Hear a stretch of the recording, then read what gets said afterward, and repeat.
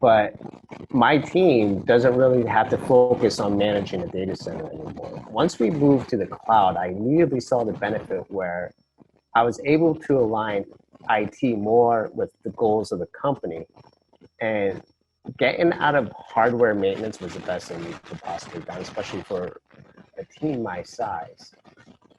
Right before we migrated to AWS, we were spending 80% of our time just keeping those servers running and not delivering anything to the company. And when the big projects come along and stuff, it was very difficult to manage projects, or if we needed new hardware, it took time to scope out hardware and get it spun up and stuff like that. Even using some VMware at the time, or hypervisor we had, it was still very complicated. By moving to AWS, it freed up my team to deliver goods and services more to the end users in the company, to do better project management.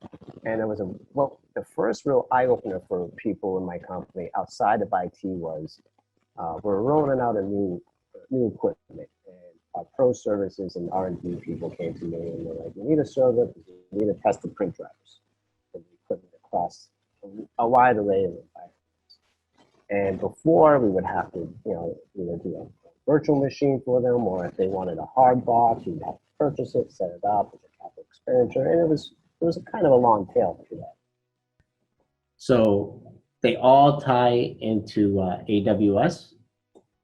That's where, like I said, we have our Oracle environment running and other applications. And another advantage of AWS is that for a company my size, I was never really able to do when we were on-prem, but I was able to take advantage of by being in the cloud was developing a disaster recovery area.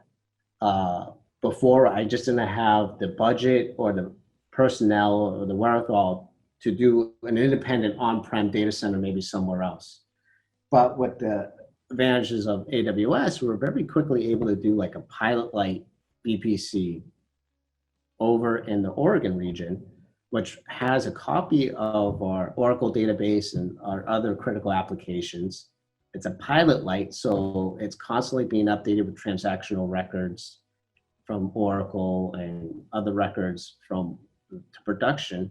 And should there ever be any kind of disaster scenario in my corporate offices, or God forbid, North Virginia, we could quickly cut over the VPN tunnels, kill the primary VPN tunnels to North Virginia, spin up the VPN tunnels that we already have in place to Oregon, blow up the VPC, spin out all the AMIs and instances in it, and be off and running. We test this yearly, and we got it down to if there's ever a major outage or disaster in one region, we could start spinning and working within 24 hours in Oregon if need be. But